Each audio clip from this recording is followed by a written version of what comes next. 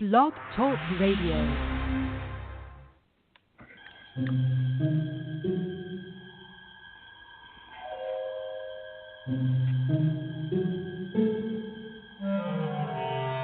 Archangels, ghosts, and Bigfoot, oh my.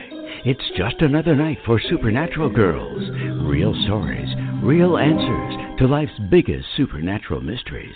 And now, for another exciting interview with paranormal experts from this world and others.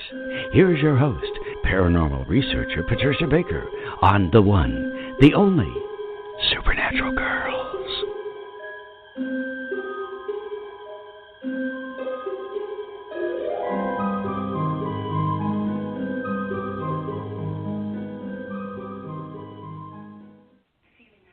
Welcome, everyone, to another exciting episode of Supernatural Girls Radio. I'm your host, Patricia Baker, and I am here with my co-host who's back from L.A. PK, how you doing tonight? I'm finally relaxed enough that I'm not ready to tear this screen apart. I had a bit of a problem getting online tonight. Oh, it can be so frustrating, I know, but you did it. Congratulations. Yes. You pulled it off. With your guidance. Thank you. Thank you. Anytime. That's what I'm here for. But my gosh, we got a lot to talk about tonight, and we have a terrific guest. He's going to join us in just a few minutes. We have Rick McCallum. He's a celebrity. He is a ghost hunter, but he's also a stuntman and an actor. Out from L.A., he's joining us tonight, and we're going to hear all about his spookiest ghostly encounters, so we can't wait to have him on the air. This is going to be a great show, everybody. But before we get to Rick, PK, we've been talking about doing special numbers for tonight, so we've got all of this mishigosh around the Supreme Court nomination, and we have two people front and center. It's gotten so crazy. But what we wanted to do was at least take the politics out of it. Let's just look at the numbers. And that's what you did. I was going to say, one of the things I want to say before we even go into their numbers is to let everyone know that we are now in a universal 3-month. It deals with communications of all forms, stories of all types coming to the foreground.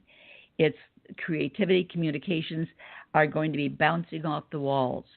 And trust me, things are going to be coming up that people are going to hold their jaw open with, because it's all about things being made known that everyone's trying to cover up. It's like you can't keep a secret this month. It's going to jump out at you. Everybody's got an idea, and everybody wants to talk about it. It's going to be interesting. Well, that's good. That's a very good thing, because we don't like the secrecy, especially on our show. We like all this stuff to come out in the open.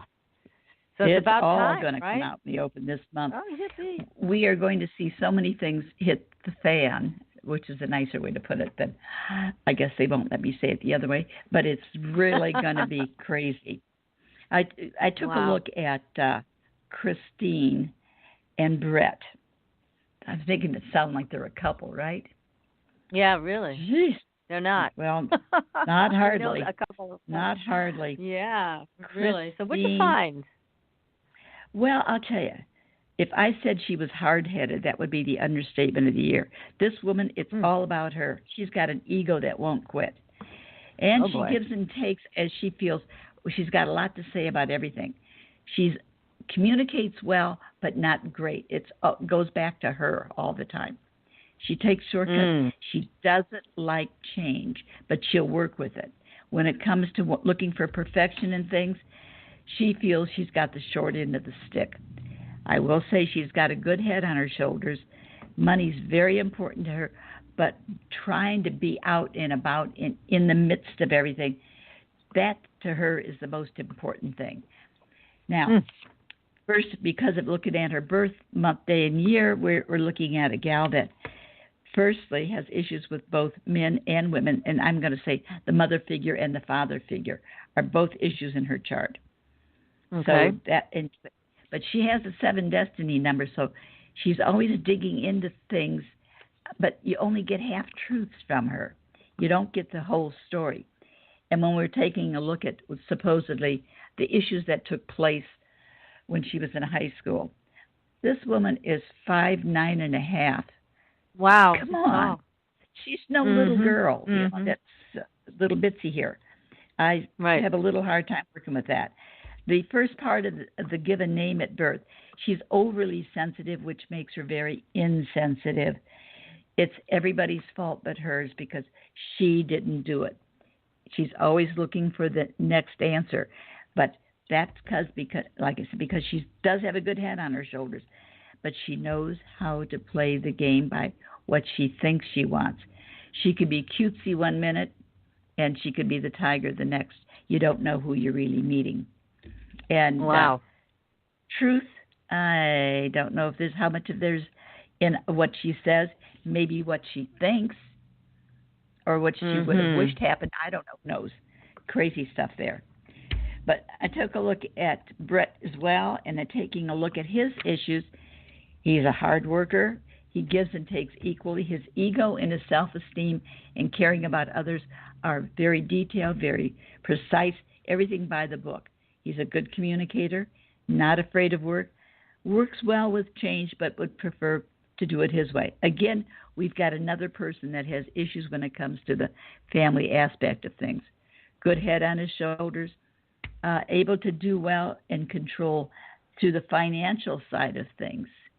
And he has issues with women, gee, surprise, in this chart here. And it shows that, so he's overly sensitive when it comes to dealing with women also.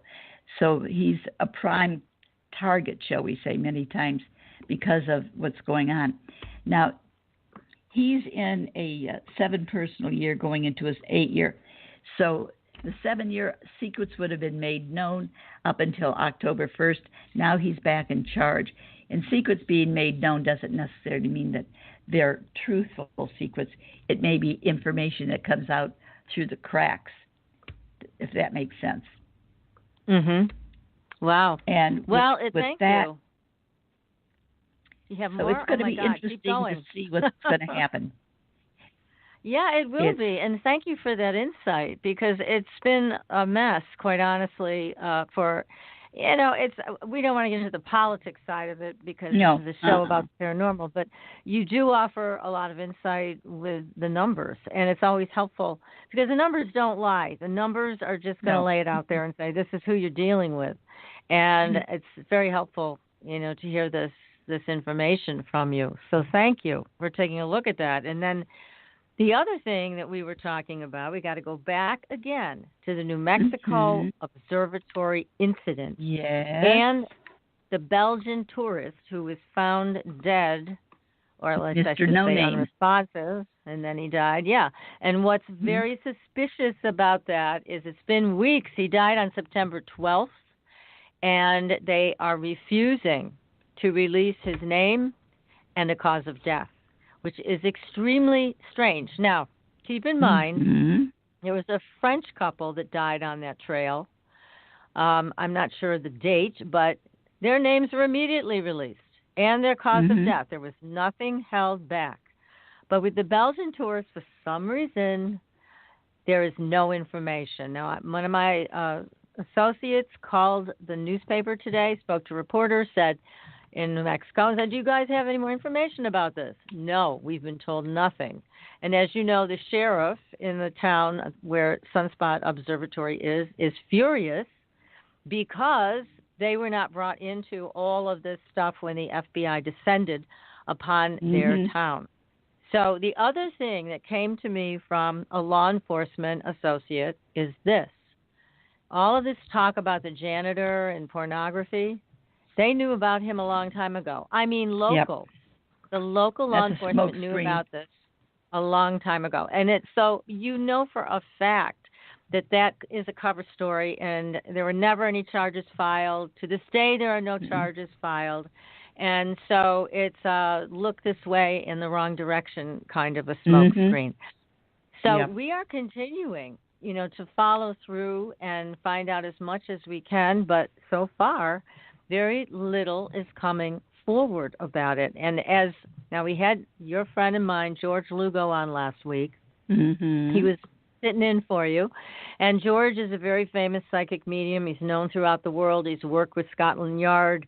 He is truly a great psychic medium. And his take on it was the same as what we had heard before, that an ET had escaped from an underground facility, because we know there's underground facilities all the way through New Mexico, connected by tunnels. And there was a strange smell in the area reported. Now, all of that seems to add up. The Black Hawk helicopters flying overhead, that adds up. And all of a sudden, this major evacuation and leaving out local law enforcement, all that makes sense if that's what happened. And we tend to think it did. And George said this is what looks like happened. Also, our guest that came to us from you, PK, Lowell, who's also a psychic medium, lovely guy, very talented. He also reinforced what George had said. So far, everything we're hearing from readers, and you also said the only thing we can be sure of from the government is they're going to lie to us. That came out in the numbers that you ran. Yep. So now, did you take a look at that? Too many secrets. Their secrets are overlapping to the point now that it's looking ridiculous.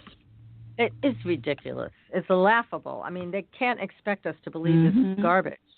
It's just not true. It doesn't add up. It's crazy. Now, did you have a chance to look at his death date? Since we don't have a name, all we know is when he died, which was September 12th.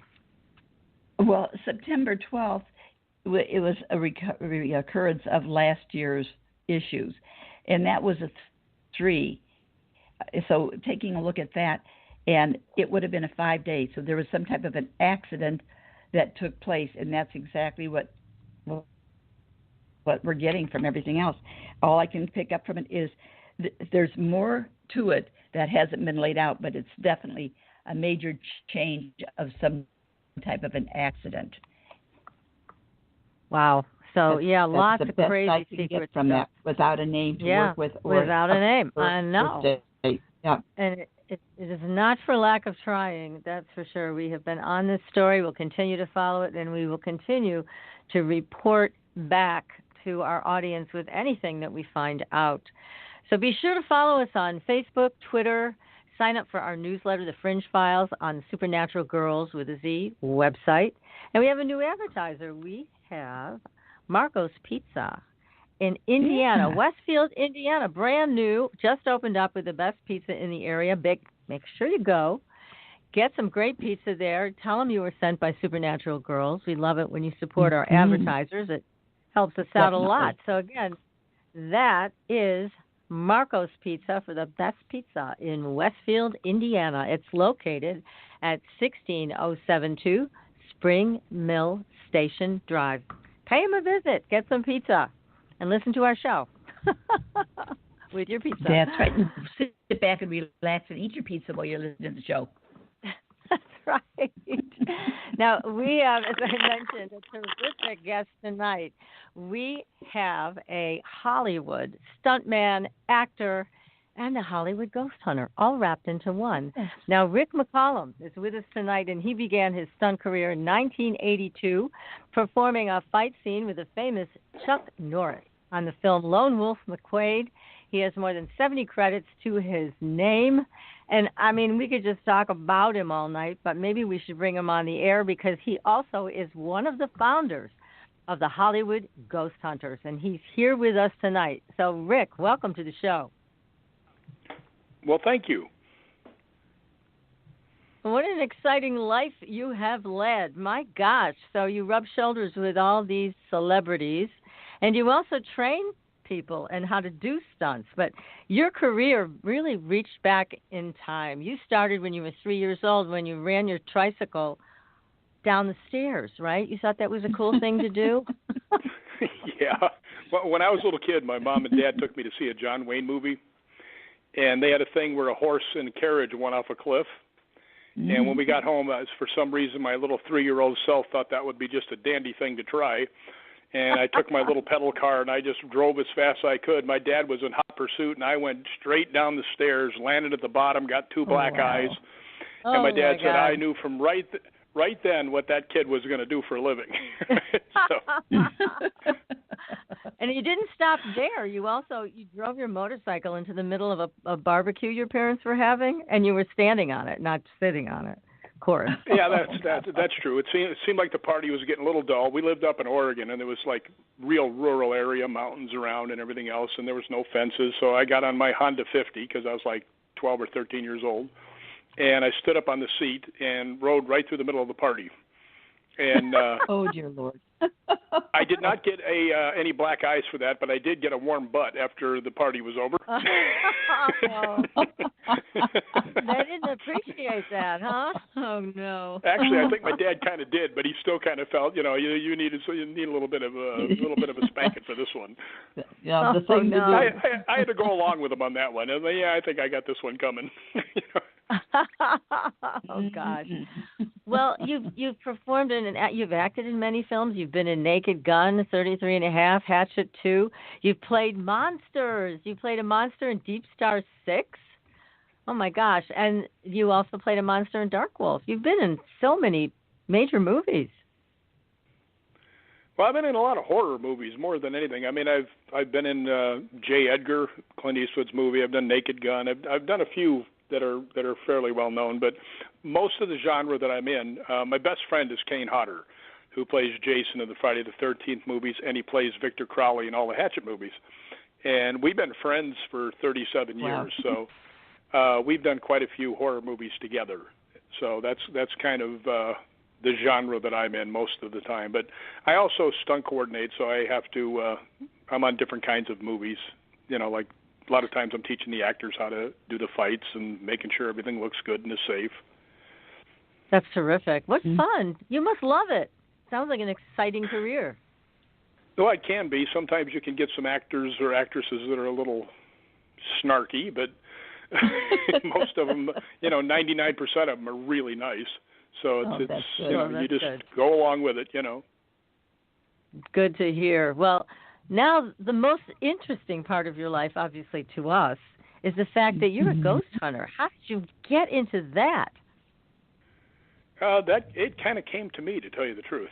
I mean, you hear people say this all the time, but I don't know. For some reason, they come to me.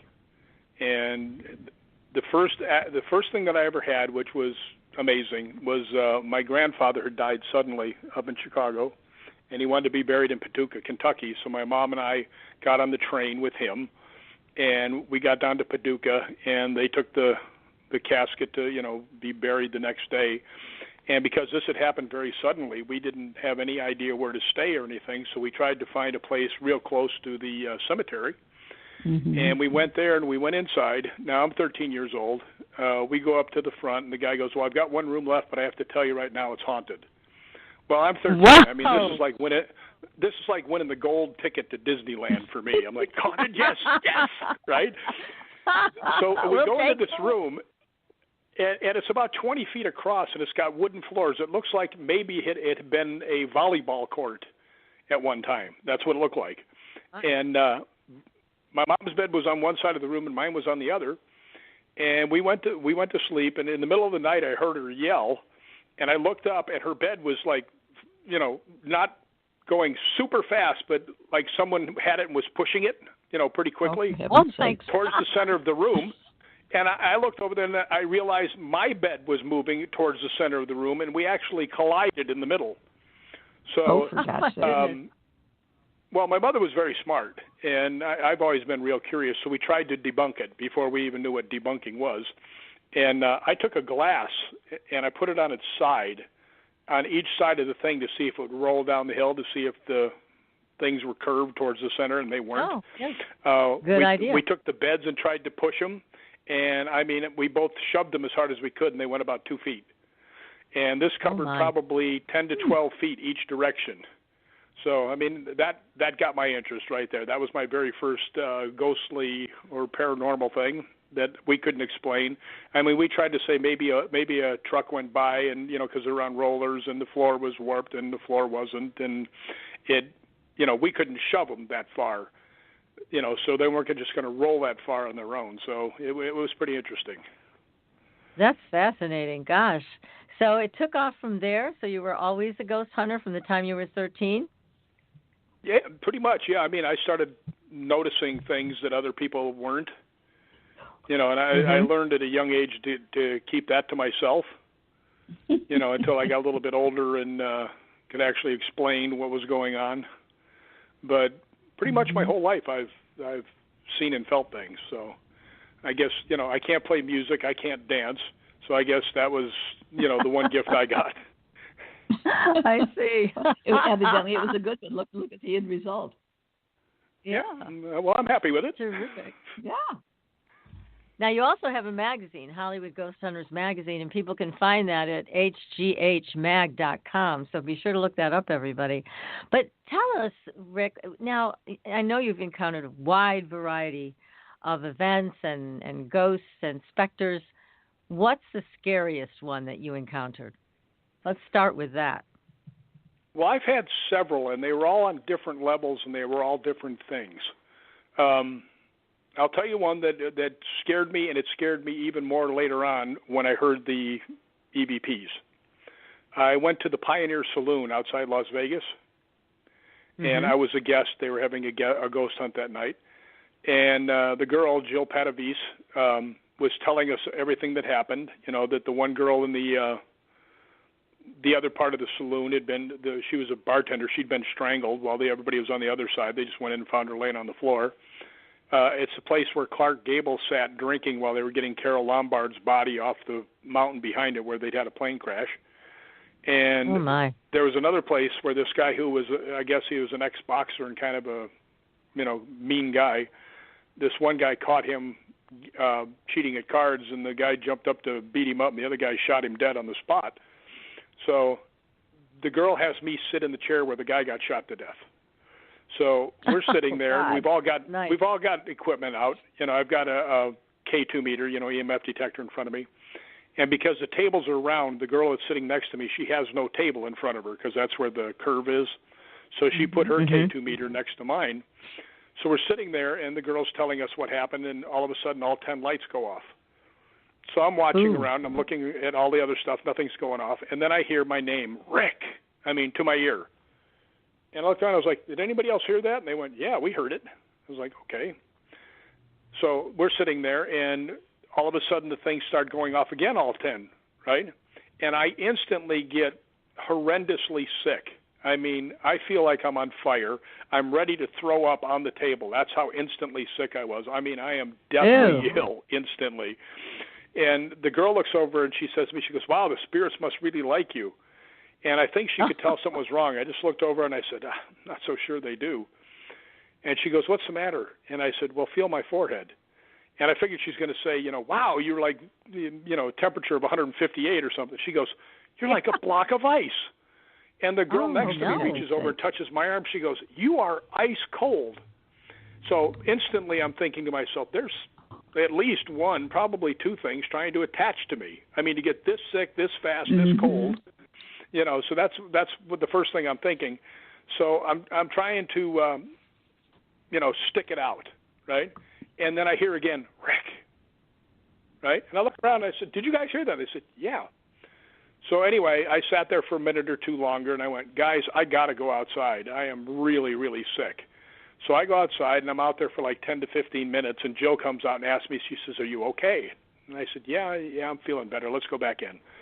And I walk inside the door, and I feel like someone kicked me in the stomach. I am really sick. And I looked over at the people. I said, guys, I'm real sorry, but, I don't want to ruin your hunt. I'm out of here, right? And I start to walk away. And then I turn around and look back at them. I don't know why I stopped. And I turn back and says, really nice meeting you, and hope you guys get something, and I leave. Well, Jill sends me the tape of the EVPs, and it's also a video too. And you can kind of see that I'm sick just by the look on my face. But in the thing, after she says, the spirits must really like you, and I say, I'm not so sure they do, there's a woman's voice goes, we do. Oh. Now, that's kind of cool. Oh. I go outside, and when I come back in, and I'm telling the people I'm leaving, I turn my back, I start to leave, and there's a man's voice says, "Turn Rick back." Right? Wow. Now I stop and I look back. I stop and I look back and said, "I'm out of here." And I turn around and the man's voice goes, "Release him." So after hearing the video, I was like, "This is some really creepy stuff." So, but I was still trying to debunk it because one of the guys that was a guest there was a magician. And I thought to myself, maybe he was doing the Ricks trying to see if he could find out if I was the real deal or not. Right? Mm-hmm. So I asked Jill, I said, "Is he a ventriloquist?" She goes, "No." And I said, "God, I was just wondering about the Ricks." She goes, "Well, I can put that to rest right now." And I said, "How can you do that?" She goes, "The next 2 nights, they called your name 2 times each night." And so she heard that, and you weren't even there. I wasn't even there. And she goes, "Something wants you back." Right. So I did go back, and absolutely nothing happened the next time. So, but yeah, it's that was frightening after I heard the EVPs, because right then I knew that I was right about the attachment stuff. You know, when they're saying release him and stuff like that. And it's actually on YouTube. If you look up Rick McCallum EVPs, you know, it's on there.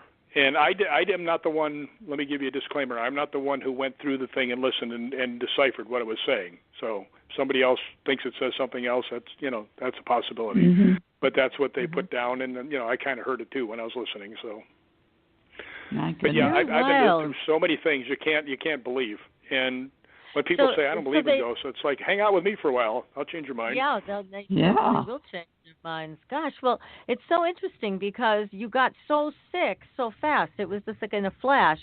And yet they liked you. My God, I hate to think if they didn't, what would have happened. Yeah, that's, I mean, it was weird because, I mean, my head was pounding. I mean, I felt like I was on fire, but it was just the opposite. And I was so sick. I mean, I felt like I had food poisoning or something instantly. Now, and I hadn't eaten anything there or anything like that, so that couldn't have been it.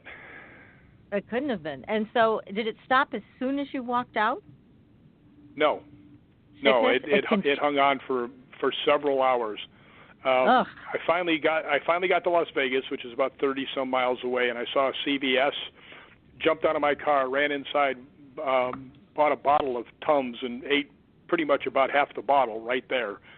And I'm serious. I was so sick. I couldn't believe it. Oh, you poor thing. That's, how dare they? Oh, my God. That's what I said. They liked you. Yeah. Yeah. Yeah, that was interesting. Sick. Yeah. Oh, my goodness. So, well, that's only fair because there's a lot of girls that I've liked and I made them sick. So, so fair is fair. Oh, I doubt that. So that was quite a story. So, but that didn't stop you. It wasn't enough to make you stop being a ghost hunter. No, that actually propelled me. That was just like gasoline on a fire. Okay, all right, it's on. You know, let's get to this. You know. So I'm one of the people, and I don't say this because, you know, I've been on Ghost Adventures. You know, my group was on there. Actually, as far as I know, we're the only group to ghost hunt with them on the show. But the TV shows, you know, have been out, the last 10, 12 years, something like that. And there are lots more groups and things like that. Well, I am celebrating my 51st year of ghost hunting.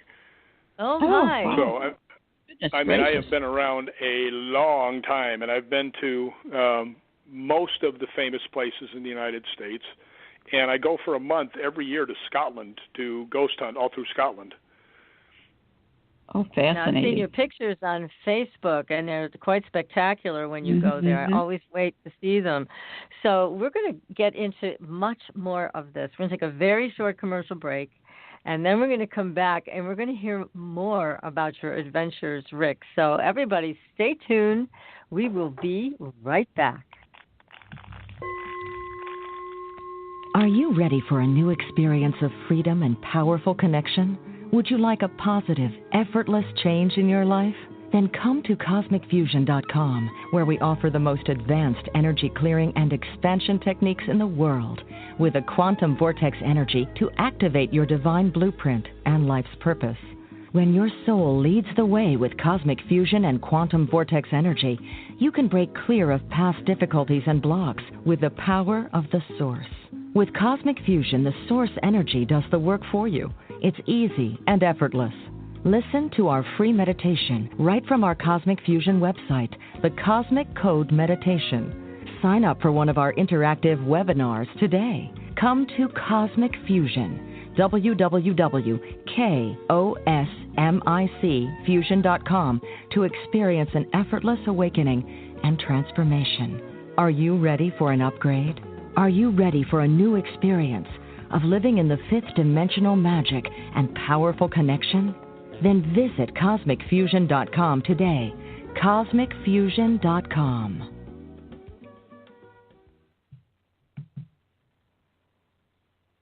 Your property tax bill. Have you seen it lately? It's frightening. Your property taxes are going up while your home value is going down. It's time to fight back and win. For the real truth about the property tax system, get attorney Pat Quintilian's book, Are You Getting Screwed on Your Property Taxes? How to Find Out and How to Fix It. Attorney Quintilian answers all your questions and gives you the facts you need to fight a property tax bill that is spiraling out of control. You'll also read about what happens to property owners who don't check their property records, only to find out too late they're taxed on square footage, fixtures, and even buildings that they don't own. Is this happening to you? Learn your rights. Buy attorney Pat Quintilian's book today. Are You Getting Screwed on Your Property Taxes? How to Find Out and How to Fix It. Available on Amazon.com. Astridian is a family of cosmetic products with 98% pure ionized minerals.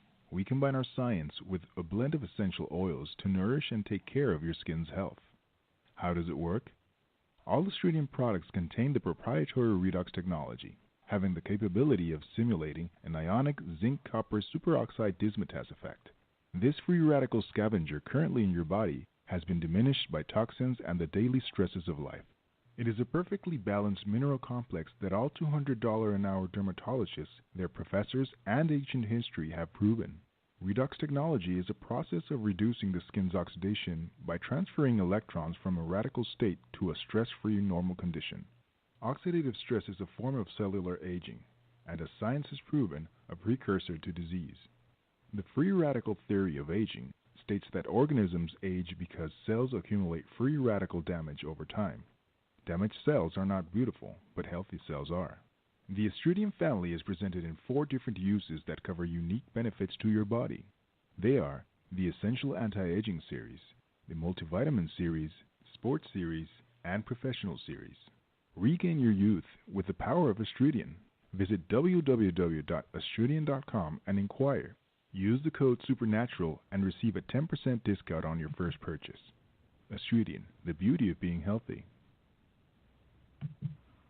Welcome back, everyone, to Supernatural Girls Radio. I'm your host, Patricia Baker. I am here with my co-host, PK, and our guest tonight, the fabulous Rick McCallum.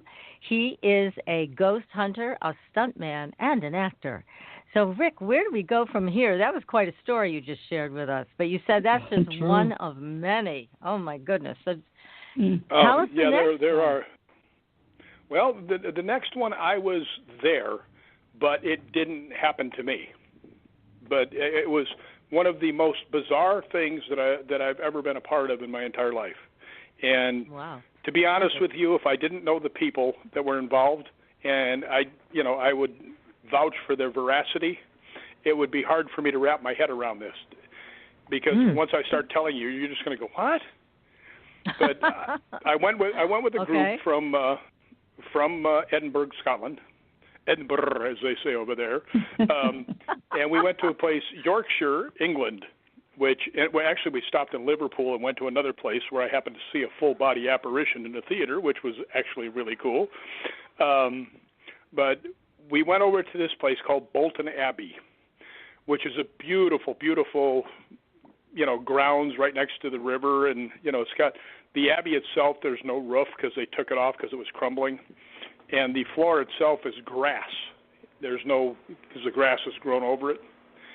And I was there with another group, Anubis Paranormal from England, their guests.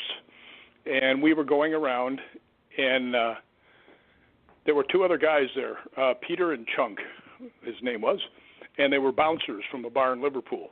And I was walking around the grounds with them, and we walked over, and on the altar, which is not an altar anymore, it's just a rise in the grass, they said that they had witchcraft and satanic rituals on there, and they had built a fence around it so nobody would go in. But, you know, they were ghost hunting, so they went in. And they're standing on this altar. And I was trying to tell them that it's not a good idea to mess around in them kind of places. You know what I mean? Yeah. And, yes, absolutely. It was weird because the three of us, the two other bouncers and myself, were hollering, and they didn't seem to pay attention. I mean, didn't look over, nothing. And, you know, that was the first key. I was like, wait a minute, what's up? And then then we saw a light on the other side of the building, so we walked around the corner. And as soon as we walked around the corner, we heard all this chaos going on. So we zipped back around the corner. We were only gone 10 seconds at most. And the way it was, there was one guy he was standing there facing one way, and there was 1, 2, 3, 4, 5 people facing him. And when we got around there, the girl that was facing him was standing up. The girl behind him was on his knees. The guy behind her was on his knees. The guy behind that was laying on his side, and the other guy was on his back, completely knocked out. Oh, for heaven's sakes. We're sitting there, and I see the girls working on him, you know, trying to get to the guy that's knocked out. And I do all, like, the safety and stuff. I'm certified in CPR and, you know, life rescue and stuff because I was a lifeguard for years. So I told Peter, Peter, jump the fence, bring him over here, right? So Peter runs over, grabs him like a sack of wheat, and throws him over the fence to me and Chunk. Well, we go over and we set him down on a chair, and he's leaning against Chunk, and he's totally out, right? And I make sure everybody stays near me. Of course, they were doing that anyway because they're concerned about Brian. And he starts shaking. And I'm thinking there's one of two things. Something's attaching to him, or he's going into shock. So I grab him and I set him on his back on the ground, and I say, let's get something and pick his feet up. So the one girl there brings over both her equipment cases, and we put his feet up. And he's still shaking, so I took off my coat and covered him. And he's still shaking, so everybody there took their coats off, and we just buried him under the coats. And I'm slapping his face trying to get him to wake up, and it took a good 15 minutes to get him back where he could stand up. And I started talking to the people, you know, while he was laying there warming up and stuff. And I asked them each one at a time. And I asked the first girl, I said, what happened? And she said, well, Gary was trying to lead the thing, and he kept telling us to kneel. And this girl was a soldier, and she goes, I told him I'm not going to kneel. And he said, don't you dare defy me. And she goes, I'm going to rugby tackle you off of this altar. right. Oh, but anyway, she said right then, and this I know this is going to sound hard to take, but this is what they told me, and I believe them because I know them, that she says a face that looked like a goat's head with no eyes came right through his face at her. And she screamed. Oh, my God. Oh, my God. And that's what we heard. And then the girl behind her said, well, I was already kneeling, but I heard her scream, and I looked up, and I saw a goat's head with no eyes go by. So each person asked. I didn't get to ask the third guy. But the fourth guy, I asked him, I said, what happened? And this gave it a little more value because it made me think they didn't all sit around and tell the story. And I didn't think that of them anyway because, like I say, I know them, and I would vouch for them. Right? Mm-hmm. But he didn't say it was a goat's head. He said it looked like a ram's head with no eyes. So I thought, okay, well, they're all trying to describe the same thing, but it sounds a little different, but it's close enough. And then when Brian finally woke up, I asked him, I said, what happened? He goes, I have no idea. So he did not see the ghost. No, he didn't see anything. All he saw was the inside of his eyes for about 15 minutes. But we get him up, and he's still shivering. So I tell the people, I said, can you guys go get your truck and bring it over here and put it over, and we'll walk him over to that, and you take him, get him hot chocolate or coffee or soup or whatever it is, and warm him up. So earlier in the night, this is part of the whole thing. The one girl she's a medium, and she's pretty well known. She was walking through this gate, and there is a I don't know, but what would you say? Part of the legend is if something has hold of you from in there, it won't let you cross this gate. So the girl's walking up to the gate. She stops, and she turns around, she looks at us, and she had a cross on from the Vatican, and it pulled backwards and actually put a friction burn on her neck while she's standing there. Oh my and, goodness. you know, we're all looking at her, and she goes, I can't go through the door. I said, you got to go, right? And her name's Mandy, and Mandy says, all right. She forces herself to get through there. Well, the next one was a girl who's a soldier, and she's as tough as they come. And she looks at me, she goes, something's trying to keep me here, too. And she just soldiers on right through it. Well, I get up there, and I just walk through it. It didn't bother me a bit. But we get the guy, you know, when we go back and we've got Brian and me and Peter, one of the bouncers, have him under the arms, and we're taking him, and he's got his head down, and he's staggering. You know, he's still not all the way there.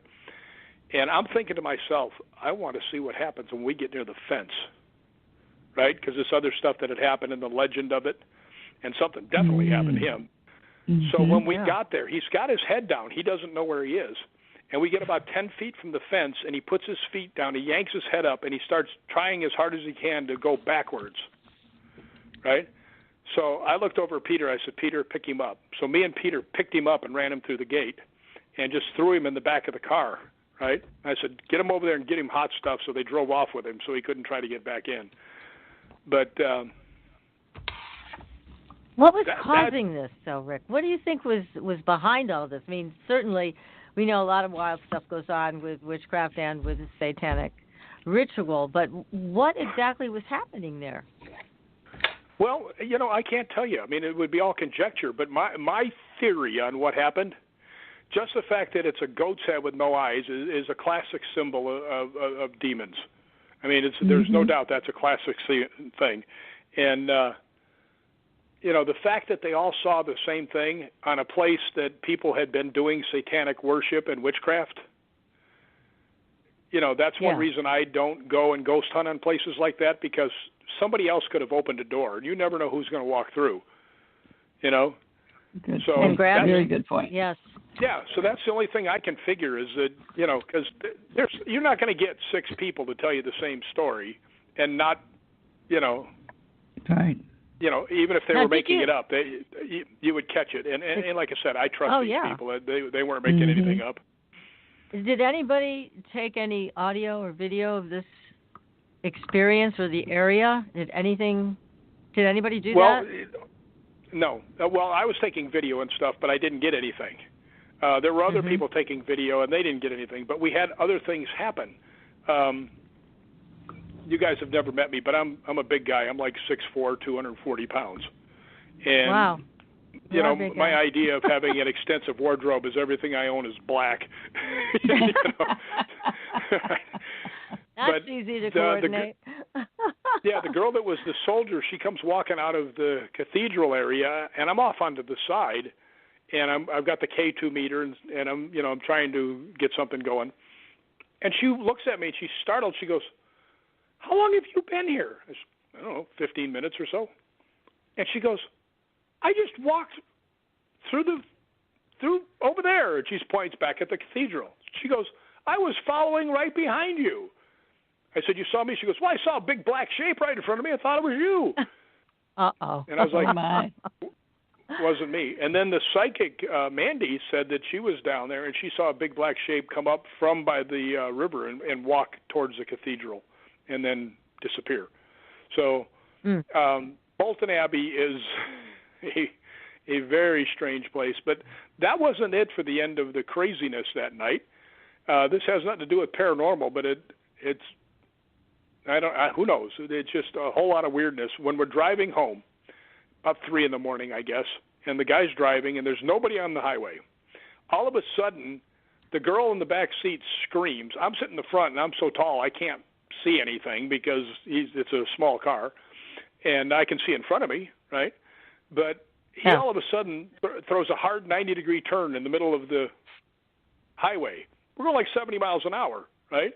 Oh, wow. And he starts going, prayers and light, prayers and light, prayers and light, prayers and light. And I'm like, what the hell is going on, right? So he pulls over, and I said, what's going on? And he still keeps driving. He goes, and the girl goes, there was a young guy up on the bridge, and he was trying to jump.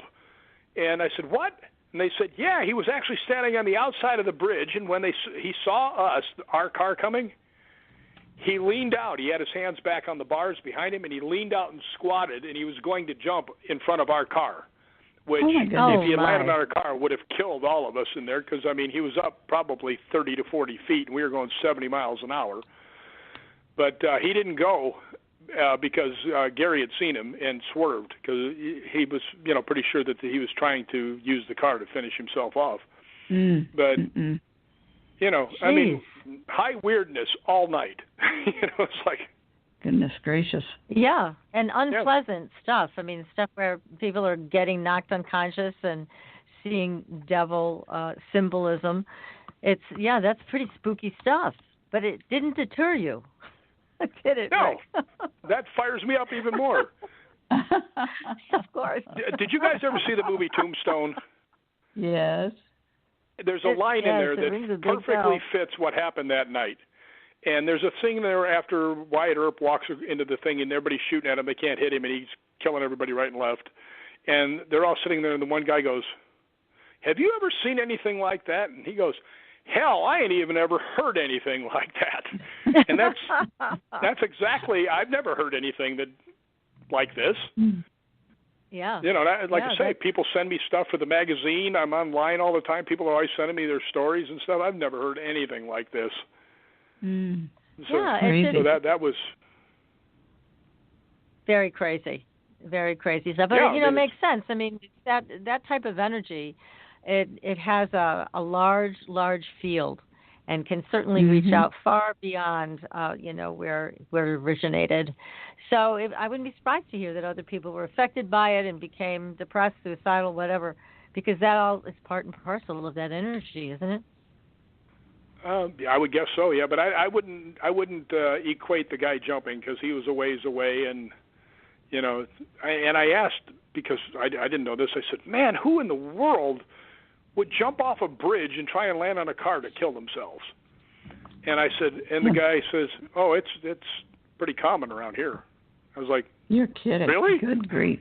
See, that's people my jump point, off bridges in front of cars?" Yeah, see, that's what I'm saying, is once that energy takes hold in an area, it goes out far and wide. It doesn't just stay in that one specific spot. That definitely may be something to that. I think so. My goodness. Yes, it's really amazing. Well, so how long did you stay over there in Scotland? I stayed there for a month every year. Oh, my goodness. Okay.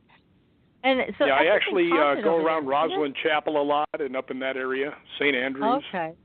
Yeah. So now with Rosslyn Chapel, that's really a crazy place, isn't it? Because it has demon heads and devil heads all through the chapel. Well, it's got gargoyle heads and all kinds of stuff around it. I don't think I made any friends there. I mean, I have a lot of friends at Rosslyn Chapel, but I asked the guy that ran the place, because the big story ever since the Da Vinci Code came out was that they hid the Holy Grail and the Ark of the Covenant at Rosslyn Chapel. The Knights Templar did. And I happen to know something about the Knights Templar because I was fascinated by them. And I asked the guy, I said, "Look, I wanted to ask you a question when nobody else is around." And he goes, "Okay, what is it?" I said, "This place was built in 1447. And he goes, "Yeah." And I said, "And the Knights Templar brought the Ark of the Covenant and all that stuff here?" And he goes, "Yeah." And I said, "The Knights Templar were wiped out in 1307. That's 140 years earlier." And he just looked at me like it had never dawned on him this huge gap in history on the story. Yeah, so how could they be there? Yeah. How could they have delivered the Ark or whatever there? Yeah, that's a good question that you asked. I'm sure he liked you after that, huh? Well, no, he was still very nice. People in Scotland, by the way, are the nicest people on the planet. I mean, they are so nice. They are sickly nice. I mean, they're so nice you want to punch them. I had a lady over there. I messed up my reservations, all on me, because I was being a big shot because I knew a lot of different hotel people from being there so many times. And I only got 3 days of reservations at the one. I was going to stay out by Rosslyn again. And I went out there and I said, "Hey, I want to get a room for the weekend." She goes, "Oh, we're totally booked." And I was like, "This place is never booked. I'm usually the only one, or there's 2 people in the place. There's 8 rooms in this little place right across the street from the chapel." And She goes, you don't know what's going on, do you? And I went, that's frequently the case. Right? So she goes, the European Rugby Championship is here. She goes, and I was just on the master hotel list. She goes, there's not a room between here and Glasgow. Oh, my goodness. And I'm like, oh, my goodness. Uh-oh. So I asked her, I said, is there any other place I can try? She goes, yeah, there's one other place. Call her. So I called this lady, and I said, look, I screwed up on my reservations. Do you have anything? And she goes, no, I'm sorry. We've renovated, and we don't have many rooms, and we're all booked up. And I went, dang it. And she goes, what's the matter? I said, well, I saved up all year to come here for a month, and it looks like, 2 days from now I'm going to have to leave. I'll be here like a total of 4 days. And she goes, oh, can I call you back? And I said, sure. So she calls me back about a half an hour later, and she says, look, I don't know if you'd be interested in this. Now, I've never met this lady. Just called her on the phone. She goes, I don't know if you'd be interested in this, but I talked to me mum. Right? She goes, me mum is going to England to visit her sister for 2 weeks, and she said you can use her house while she's gone. Oh, my goodness, and I said, how sweet. I said, really? I said, how much does she want? She goes, don't you dare offer her money. She'll get mad. Oh, and I said, wait a minute. I said, you're going to let me live in your mother's house for 2 weeks for free, and you've never met me. Why? Right? She goes, it's simple. Yeah. Because you're asking why, and you asked to pay. And I went, okay. Uh-huh. So we ended up, they're actually really good friends of mine now. I mean, I always visit them and stay at the other end when I come there, to make sure I get to hang out with them for a while. So, but I mean, that's how the people in Scotland are. Mm. Well, no wonder you want to go there every year. That's a wonderful story and a good testament to their character. They were so happy to help you. Gosh, that's great. Well, there's supposed to be a big people, portal out that way. You what? Oh, you con people? Every place out there is haunted. I mean, every place in Scotland is haunted. I mean, if you go back and look at their history, it is one of the most bloody nations in the history of the world. Because the English and the British were duking it out, or the Scottish and the British were duking it out for hundreds of years. And not only that, the clans were duking it out with each other. So even though Scotland, and I don't know if you know this because I didn't even know this, I was really surprised, Scotland was voted the most beautiful country in the world. Oh, I didn't know that. And after you've been there, you realize why. I mean, it's gorgeous. I mean, it's amazing. But yeah, it's I wouldn't doubt that the whole place is a portal because very rarely do you go anywhere and not have some activity. And the nice thing about Scotland, there. Well, there's a lot of dilapidated castles, and the nice thing is if they're dilapidated and you want to go ghost hunting them, you know what you do? You go in them and ghost hunt. There's no forms to fill out. There's no security. There's nothing. But on the other hand, if you broke your leg, fell down and broke your leg, you'd go before the judge and say, I want to sue them. And he goes, well, what do you expect banging around in a dark castle in the middle of the night? Dismissed. Common sense. I mean, they're just, that's what I'm saying, though. The people are so ridiculously nice. I'll tell you another one real quick. This one hotel I stay in, I got to be friends with one of the front guys, and the front guy says, look, I want you to stay in this one room. And I said, okay. And it's a travel lodge, so I'm not expecting much. I mean, they're nice places to stay. They're you get your money's worth, but they're not the Hilton or the Balmoral, right? But anyway, I go in, and the Balmoral, by the way, is right across the street. That's where the Rolling Stones were staying when I was there. So it's a pretty high class thing, $700 a night. Mm-hmm. Yeah. So anyway, he says, I want you to go up to this room, and it's 412. I go up in there, and this thing is like the size of 3 rooms. It's got a full, like 2 full windows view of all of everything downtown of Edinburgh, where you can see Arthur's Seat, the famous mountain. You can see the train station. You can see Edinburgh Castle. It's like this enormous view that you could never believe you've got. And it's gotten to the point now, this last year I put down, I'm getting excited. I'm getting ready to get all my reservations for Scotland. And the manager of this hotel just put on my Facebook, 412 with a question mark. And I just put down, yes. So I mean, that's what I'm saying. They're so nice. And I heartily suggest anybody that's into ghost hunting, go to Scotland. Yes. I've never ready. thought that. It sounds neat. lovely. Yeah. Oh, so it is. It is. What else did you find when you were ghost hunting there in Scotland? Anything that also terrified you or really caught your attention as being incredibly weird? Well, one thing that got my attention, there's a place called Arthur's Seat, and it's a mountain that's on an angle, and it's right maybe a mile and a half out of Edinburgh, and you can see it from everywhere, and it's a famous place. They call it Arthur's Seat because they say King Arthur used to be up on top of it, which pretty much every mountain has Arthur used to sit on it. So, but there's a chapel from the 1400s that there's hardly any of it left. And me and Brian, actually the guy that ended up the next year getting swatted at Bolton Abbey, he and I go up there at 9:30 at night.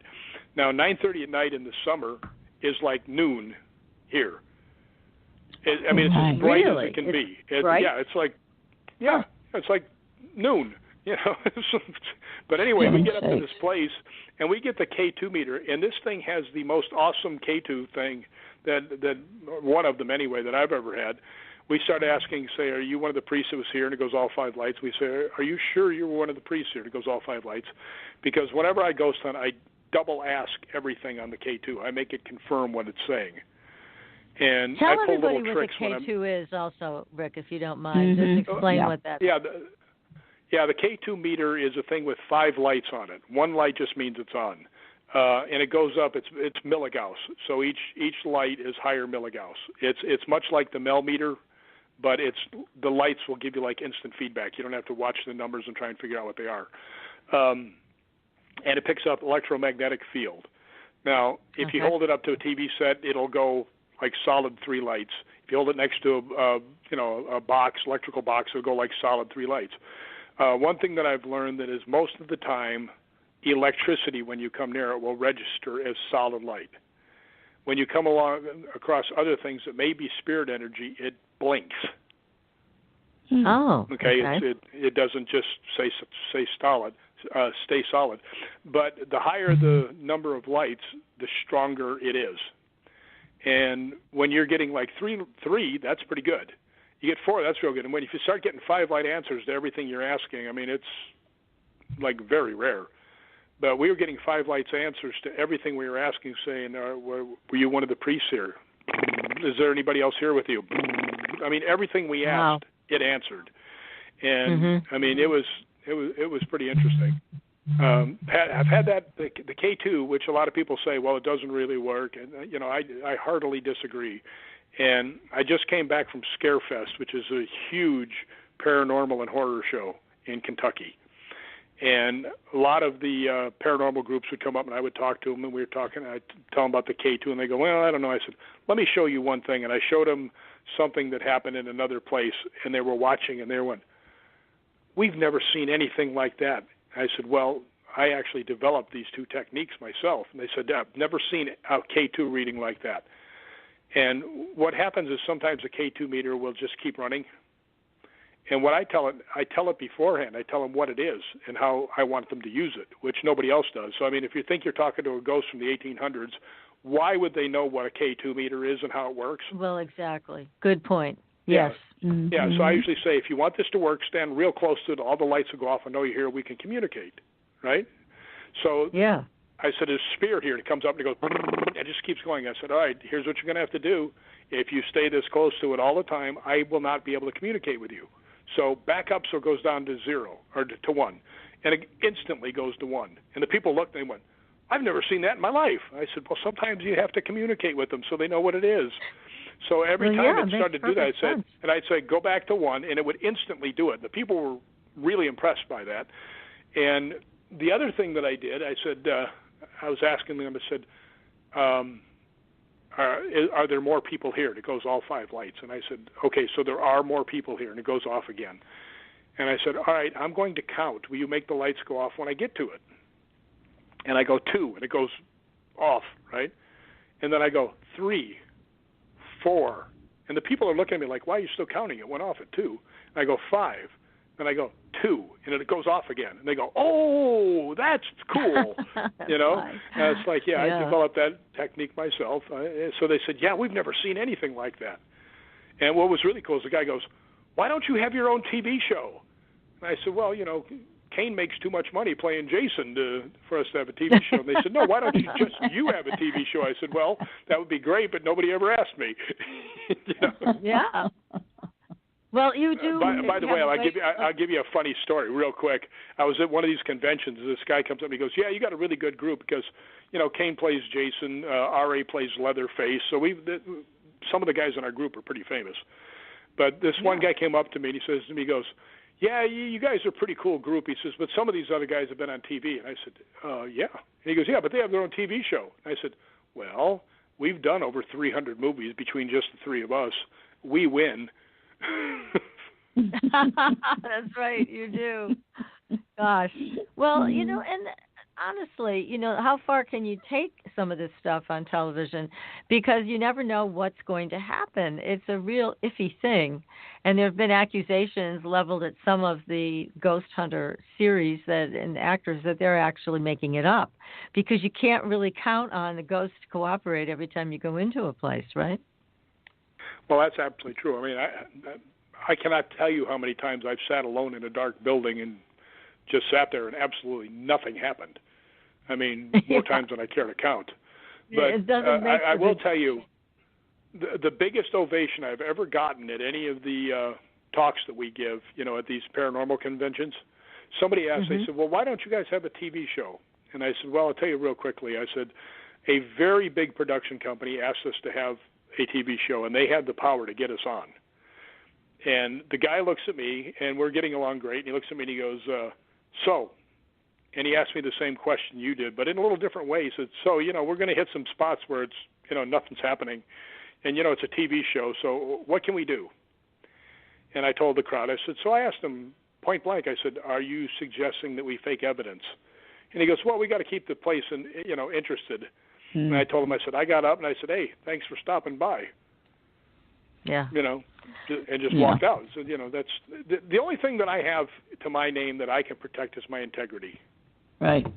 That's very important to me. So, that's, it's just something I'll fight about. It's good for you. What draws you to certain places? What draws you to certain places that may not have any information about them at this point in time? But what do you feel that makes you feel that an area should be looked into?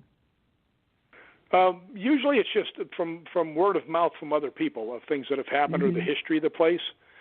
But I'll give you for instance, I was walking back home from the market. It's about 1.5 miles from here. And there's an old house. Now, I live in an area that's mostly apartments. And there's this old 2-story house there. And I've never seen anybody there. And I was walking along, and I just stopped, and I was looking up there, and in the second-floor window was a little girl, maybe 10, 11 years old, in a white dress, looking at me, right? So I waved, friendly dude, and she didn't budge, right? So I waved again, and, she just waved a little bit and gone, right? She didn't vanish in front of me, just she turned around and was gone, right? And I was like, finally somebody moved in. Well, about 2 months later, I'm walking along, and there's the guy out in the front hacking all the weeds down, and he's obviously cleaning up the place because it was all overgrown. Nobody had been in there for a long time. And a little boy was out there, and I was talking to him. He goes, yeah, this is my son. I said, well, I saw your daughter. He goes, I don't have a daughter. I said, well, did somebody live in here just before this? He goes, no, this place, nobody's lived here for years. And I said, well, come on over here. I want to tell you something. And he goes, why? I said, because I don't want your son to hear it, right? And he walks over. I said, about 2 months ago, there was about 10 or 11-year-old girl in a white dress standing in that window right there. So sometimes I'm drawn to things, and that's, that'll happen with buildings too. I mean, I've been inside the market I go to, and they said, I got my Hollywood Ghost Hunter shirt on, and they'll say, yeah, ghost hunting, yeah. Do you ever feel spirits? And I said, sometimes. They said, you do? And I said, yeah. I said, there's 2 of them in here. They went, what? I said, yeah, there's a man and a woman in here. And the guy goes, are you kidding? I said, no, the woman seems to be back by the meat department, right? And he goes, you're kidding. And I said, no. And he goes, the woman in the meat department committed suicide. Wow. Oh, wow. Now, Yeah, did you actually see her, Rick? No, I mean, did you like... I feel the presence. How did you know? You feel it. Okay. I just feel them. Mm-hmm. Yeah. And I'll tell you one that is easy to figure out. My friend Brian, these people were also at Bolton, the soldier lady and Brian. We were at a place called Hale's Castle, which is a castle that's in all this wheatgrass, and there's no houses within 200 yards of it. It's just a little castle, right? And it's all beat up, all dilapidated, and we're walking up the stairs in there, and I stopped, and I looked off out in the wheatgrass. And there's no lights out there, just the moon and, the stars. I mean, you can see the houses off in the distance, but they're not close enough to give you any light. And I'm looking, and Brian says, what are you looking at? I said, there's something right there. And he goes, I don't see anything. And I said, I'm telling you, there's something right there. Right? So he walks down to the gate, and he's probably 50 yards from where I was looking, and he comes back, he goes, man, there's nothing there. Right? I said, okay. Right? So we started to walk out. Every time we would go by there, I'd stop and look out there. And they said, you really think there's something out there? I said, I don't think there's something out there. I'm telling you, there's something out there. So as we left that night, we're standing on the steps, and I'm standing there, and I told them one more time, I said, guys, I have to tell you, and I pointed, there's something right there, right? And right when I pointed, what looked like an old-time lantern lit up right in the field where I was pointing, went about 5 steps and went out. Oh. And if you could imagine the looks on their face, I mean, they were like, how did you know that? I said, I've been telling you all night it was over there. Yeah. Right? You're announcing it, yeah. Sometimes, if you stay at it long enough and you open yourself up, things are a lot easier. Matter of fact, my favorite line is, I finally started finding ghosts when I stopped hunting for them. Ooh, that's so apropos. Good line. Mm. Yeah, if I go into a place, I go in there and I go, hi, I'm Rick, how you doing? Mm-hmm. I was on a very well-known radio station one night, and they listened to a voice recording I had, and somebody called in and said, you are by far the most polite ghost hunter we've ever heard. So I'm like, oh, thank you. And they said, why do you do that? And I said, what do you mean? They said, do you ever provoke? I said, never. They said, well, why not? I said, let me ask you a question. Let's assume that these spirits are people that passed away. He goes, yeah, okay, that makes sense. I said, that means they have their own personalities and everything else. They were here. I said, now let me ask you this. If I walked over to your house and started screaming at you and calling your names, would you want to talk to me and have me hang around? And he says, no. I said, then why do you think people that, have passed away and are now spirits are going to want to communicate with me when I can't see them unless they want me to, right? They won't talk to me unless they want to. Why do you think they're going to interact with me if I'm acting like a jerk? And then people are like, well, yeah, that makes a lot of sense. Mm. Well, we've had these conversations, PK and I, over the years with guests on our show, and they are hunting for the Wolfman or hunting for Dogman or hunting for Bigfoot. I mean, it implies an aggressive nature right there. And the people that we've had on the show that do what you do, which is set up a respectful communication, they're the ones that get the answers. They're the ones that get the most fascinating pieces of information. So it makes sense to do it like you do it. Good for you. Yeah. Yeah, like I say, I think if you're open to it and let it come to you, it's like when you first come into a room and there's a dog and he's a little shy of you. If you go over and try and get him to play with you, he's going to push away. But if you just sit there, eventually he's going to come to you. Yeah, good point. And that's right. The same way with that. Now, have you ever had the experience, Rick, of going into a place and a ghost follows you home? I can't say for sure. I have had something in here that didn't belong here, which was quite scary. I don't think I brought it home with me, though, because personally, and it's hard to say this without sounding like a self-aggrandizing jerkwad, but I know that I'm not alone. You know, I happen to know that there are things around me that protect me because I've almost died and something interceded on my behalf in no uncertain terms to keep me from getting killed. So I know that there's something protecting me. So that doesn't bother me. When people are saying, do you do anything to, not have them follow you home? It's nope. So I don't think anything has ever followed me home, but I have had something appear in my apartment, and it was nasty. So what was it? It took a while. Well, it was just a big black shape that stood up in front of me in the middle of the night when I was going to get a drink of water. And like I said, I'm a big guy, and it just dwarfed me. And the lights were out, but I have light that comes in through the blinds. And I could see this movement, and I threw my fist up because I think it's a burglar, right? My first thing is in spirit. Oh, right? Because I can see this thing move. So I'm standing there, and as it goes up, I can see it backlit by the light from the kitchen, and there's a light on the microwave, the clock. And as it goes up, I see the light on the clock go out. So I know that there's something between the clock and me blocking the light, right? So I know something's there. And it goes up, and I mean, it's huge, right? And I could actually kind of feel, if you're open to stuff, an energy coming from it. And the energy was not nice. Let's put it that way. This was meaning How did you get harm. rid of it? Well, what I did is I just stood there, and I wasn't going to give it the, what it wanted. It was obviously trying to scare me, and it was doing a good job, but I wasn't going to let it see it scare me, right? So finally I waited for a second, and I kind of faked one direction, jumped the other, and hit the light just in case it was actually really a burglar, and it was gone. But it would make itself known every once in a while. So finally I had my spirit box out, and there was a couple girls here, and they were playing with it. And I had started to see white shadows.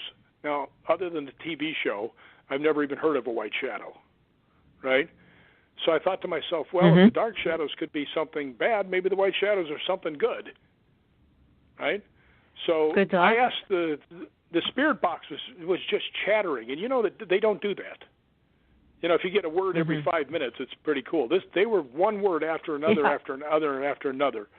And finally I just said, look, what are the white shadows? And it said something like lint or macaroni, something that made absolutely no sense, right? And I said, no, I'm serious. I really want to know what the white shadows are. And it said 2 words in a row, which they generally don't say, and it went, scent protection. Oh, my. And I was like, good.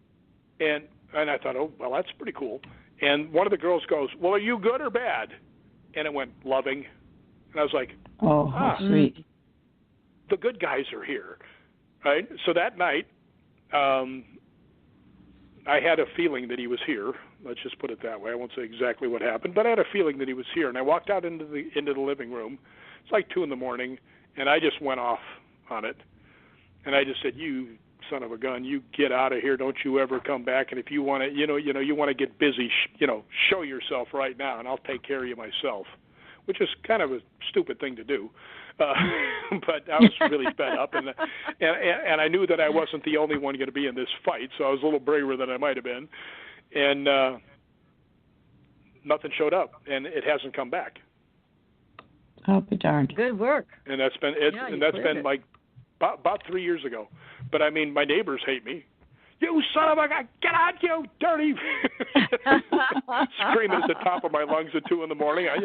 I got no Christmas cards that year. Not bad. Not bad. But I tell people stories like that, and you tell people that, and they think you're crazy. We don't. I mean, I have to say, Rick, though, a lot of people have come to accept the paranormal, and certainly television has helped a lot with that, with all the shows that are out there today, the scripted ones and the reality ones. It's really made a difference, don't you think? Oh, yeah. You know what? The turnaround in the acceptance of paranormal is amazing. I mean, before you could count on eye rolls and a snort if you told them you ghost hunted. Right. Nowadays, you do, and the first thing they say, well, I've got a ghost in my apartment. I mean, everybody has a ghost story now. Yes, exactly. One of my friends, who is the biggest skeptic in the world, and I mean, Seriously, and he's a super nice guy, but he's one of those you got to show me guys. And he told me one time after I was telling him stuff, and he just said real quietly, he goes, "I've seen 2 angels." Oh my! I said, "Really?" And he explained it, and I said, "Yeah, that sounds like you saw the real deal." So I mean, I think more people have had stuff happen to them that they don't realize what it was. You know what I mean? Yeah. People are too much right now. Headphones, televisions, sitting at the computer, music's banging. For them to actually have anything happen. And if it's happening, they could be tap dancing behind you and you wouldn't know it. Exactly. Well, yeah, I mean, a lot of people say, why don't we have UFO experiences? Well, have you gone out and looked at the sky lately? I mean, that's where you're going to have your experiences. Look up instead of into your iPad or your phone or something like that. Exactly. Do you guys know who Stanton Friedman is? Oh, sure. Yes. Well, Stanton's a friend of mine, and actually I had the good fortune to have dinner with him and Chris Rutkowski, who's like the Canadian Stanton Friedman. And the first time I met him, we were in the green room. We were doing a radio show from the Queen Mary, and Stanton looks at me with those eyebrows and over the glasses, and he goes, "So you're a ghost hunter, are you?" And I went, "Well, yeah." And he goes, "And you believe in ghosts, although there's not a shred of empirical evidence for it." And I looked at him and said, "You're into UFOs?" And he looked at me for a second, and he smiled, and he goes, "Touché." Oh, gosh. Have you ever had any UFO experiences, Rick? Yeah, actually I have. And nothing earth-shattering or something. I love the stars. I mean, I really do. I mean, if I live in California. You never see stars out here because there's so much ambient light you can't see anything. But I used to drive from L.A. to Tennessee, and sometimes I'd drive like through New Mexico in the middle of the night, and the stars out there are spectacular. And one night they were so spectacular. This is back when I was first starting. I had my '73 El Camino with the big smashed-in, back end. I was a chick magnet driving around in that car. But I actually pulled off the side of the road, and pulled off the side of the road, and the Milky Way was like, gorgeous that night. So I actually went and sat on the hood of my car and just leaned back on the windshield and was just leaning back looking at the sky. And I saw something going across the sky, and I'm wise that you can actually see satellites with your eyes. If they're low, you can actually see satellites. So I watched it, and then it made a 90-degree turn. And I went, oh, well, hello. No satellites. So that was really interesting. And then I was doing a movie in Northern California in the Redwood Forest, a movie called Love in the Time of Monsters, and they were filming. And I walked off only about 30 yards away from everybody, and I'm looking up into the sky, and I saw pretty much the exact same thing again. So I've seen things that, they weren't airplanes. Airplanes can't do that, No, they can't. So you've had those experiences also. What about Bigfoot or other cryptids? Have you had any close encounters with them? I had something happen to me when I was a kid in Oregon. When I was growing up, I lived in a place called Sam's Valley, which was like real rural. It was 12 miles north of Medford. And I remember my dad and I had gone to go hunting up on the Table Rock Mountain there. It's a plateau right next to our house. And we walked up, and there was a gigantic thing of bush, right? And we heard something move in there. And he said, "Well, see if it's a deer. Get down," because I was like 12. Get down on your hands and knees and kind of slither in there and see what it is. Well, I got my God! Maybe sent you in there. Yeah, I was the bait. So anyway, I go at about maybe 2 feet, and we hear something that goes, and probably a bear, but nobody had ever seen a bear in that area, But don't know what it was. Scared the living poop out of me. Scared the living poop out of my dad because I came out of there faster than he could shoot that gun because I'm out of here, right?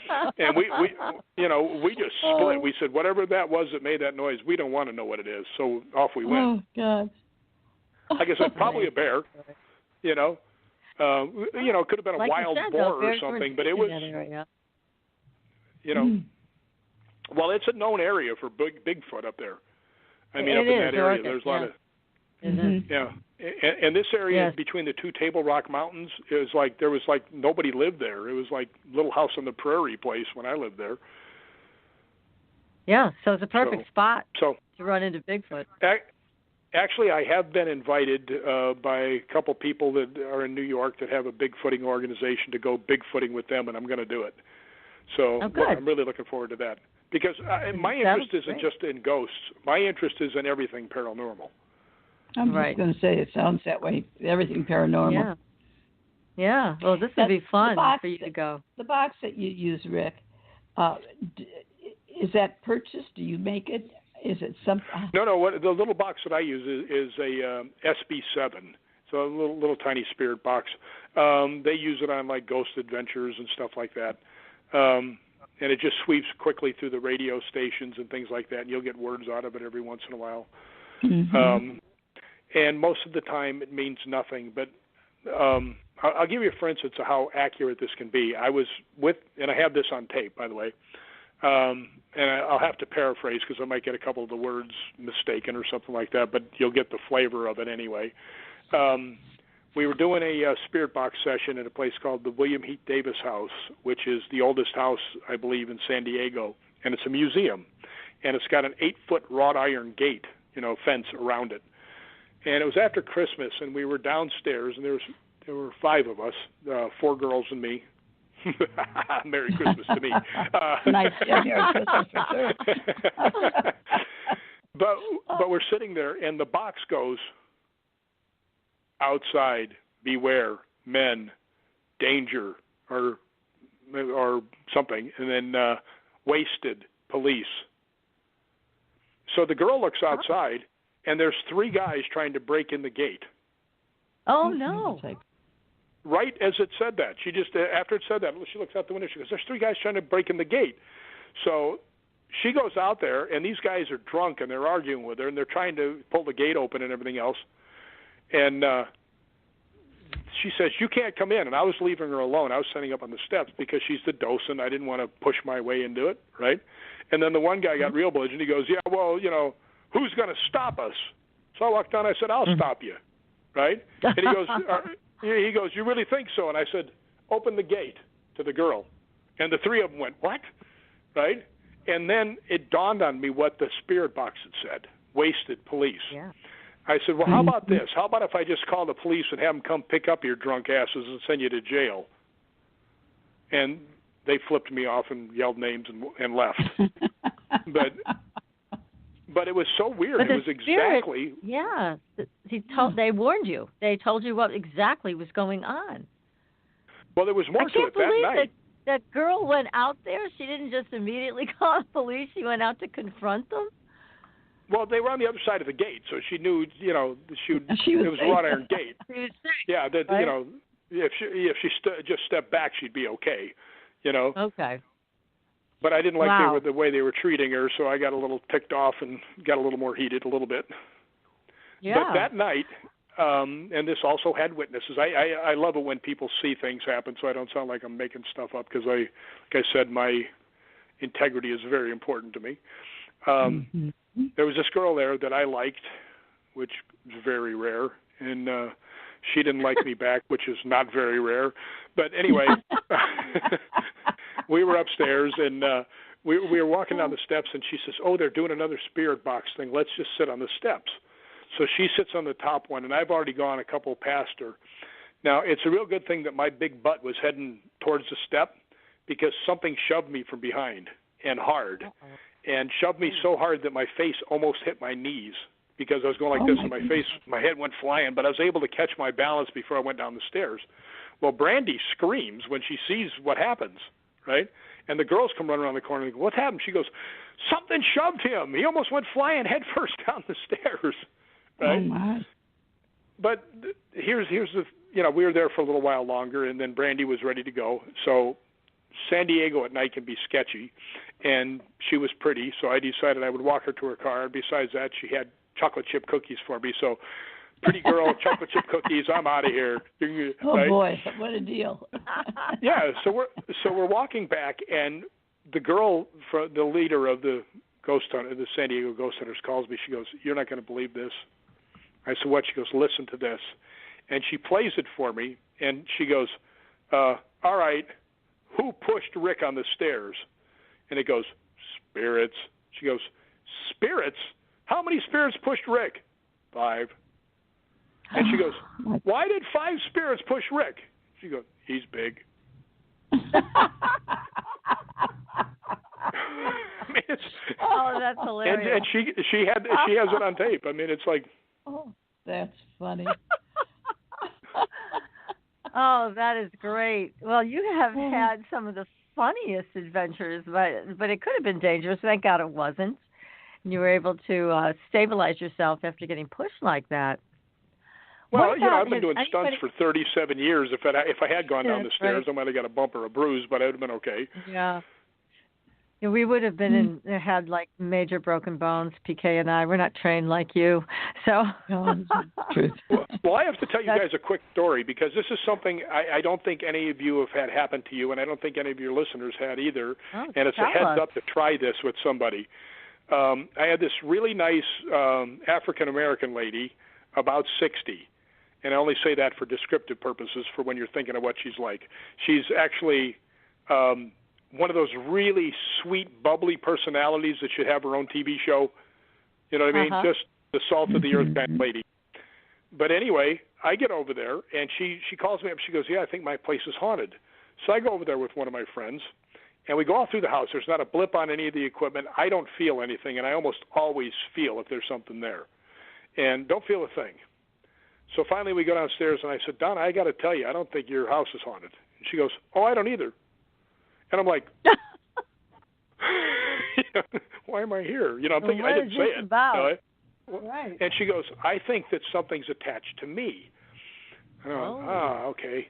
And then I thought to myself, I know she's scared, or she wouldn't have called me to come over. Now, how do I help this lady, right? How do I quantify someone having an attachment? Right? I mean, I can say, well, you seem to be having an attachment because you're acting differently and not sleeping, or, the typical conjecture stuff. And I decided, well, I'm just going to run some stuff over her and make her feel better. So I took the K2 meter and I ran it, next to her, and I said, "See, not going off." I said, "Let me look at you with the night vision camera." So I looked through the night vision camera. Not a thing.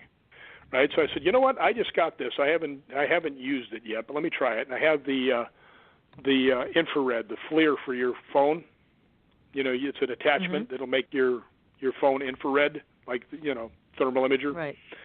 And, people show up as white and yellow and orange in this. They really jump off the screen.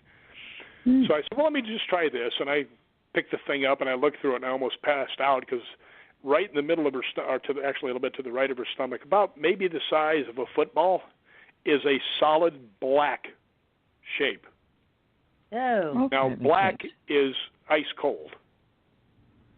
Okay, it should not be that cold on a human. So she was and I'm looking right. at it, she did have something. Well, that was the first thing I thought, this could be true. And I said, "Okay, can you do me a favor, Donna? Can you go up and walk up and down the stairs?" And she goes, "Why?" I said, "Because I just want to see if I have a camera anomaly or not. I want to see you going up and coming down." So she goes up. There's nothing on her back. She turns around, comes all the way down, and it's right the same place. So I told her, I said, "Look, all I can tell you is what I have heard through lots of years, and it's worth a try. But from what I've heard, you have to tell it to get off of you, get away from you in no uncertain terms." And she goes, "Well, how do I have to be mean?" I said, "The meaner you can be, the better." And she goes, "Well, how mean?" I said, "Well, pretend you found your boyfriend making out with your sister." Right? No, that would do it. Okay. Right? She goes like this. She goes, "Do you mind if I use my faith?" I said, "Donna, if that makes you feel better, use whatever you want to use."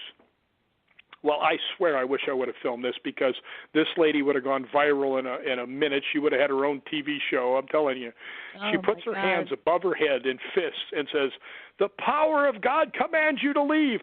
Get out! Get out! Don't come back." I mean, I was over at the door. I was ready to leave. I mean, she was really convincing. Really? Wow.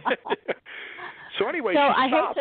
I hate to stop you, Rick, but we're almost out of time, and we're going to be cut right off. So I just want to find out the end of the story. Was she okay? I looked at her, put the camera on her, and it was gone. Oh, for heaven's sake! Right. Good job. And I have the pictures. I have the pictures to show people. Okay. Wow. Well, how do people get a hold of you? Should they go to your website, hghmag.com? Best way to get hold of me is through Facebook, Rick McCallum, and it's McCallum. Or you can go to Hollywood Ghost Hunters Magazine on Facebook or Hollywood Ghost Hunters on Facebook and just message me, and I'll get back to you. And if you got any places you want us to hunt, you got any stories you want to tell, just hit me up. I'm always willing to listen. Well, thank you so much, Rick. This has been so much fun, and it just went way too fast. We're going to have you come back. But thanks again. Well, that would be great. I had a wonderful time. Thank you for inviting me. It's been great.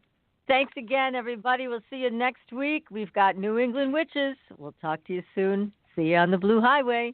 Good night. Good night. Thanks for listening. Tune in next week for another radio adventure with Supernatural Girls.